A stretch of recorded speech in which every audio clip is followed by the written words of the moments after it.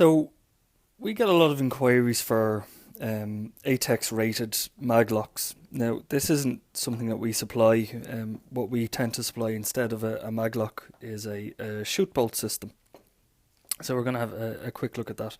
The difficulty with the general maglock inquiry we get is it comes from people with a lot of access control experience and they're used to it. So the maglock, the principle of not using the maglocks is you have two large chunks of metal colliding together in an explosive atmosphere, and it's not a great idea. So this tends to be what we use when we need to lock doors, typically interlock scenarios or access control inside of a zoned area. So this is the actual the receiver. This has a solenoid in it that holds this lock in place. So this part here, the ball and catch, gets fitted to the door, and that swings round and goes into a hole in the side of the catch here. So I'll show you that in a second. But basically, when it's not under power, if we put this in, it just slides in, and when it's not powered, it just slides back out. So if you can imagine the door swinging shut and open again, so that's what's going on with the ball and catch. When I apply power to the lock, so I've just put my 24 volts onto it there, and we lock the door. That's now locked in place, and you can't actually pull it back out while it's under power. So if I release the power again there, I can just pull the door open again, and that comes out. So obviously I'm not fixed to the table here during the demo. It's a bit easier to do it. On the side of the lock here, there's a mount.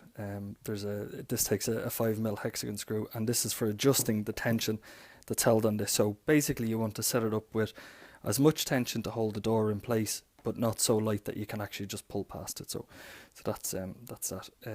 Now, obviously, I'm just coming into this here with just a bit of 6-core for the demo. You'd obviously have to come into it with ATEX approved cabling and ducting gland into it for the atmosphere that you're dealing with.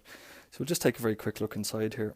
So the principle here is that when this goes in, it locks. We're not under power at the moment, and I can just pull it back out again. So if I apply the power, so we see the solenoid going in here, and when we put our catch in, it doesn't allow this come far enough back to actually release it. So if I just release it there, and then it comes out again, so we're fine with that.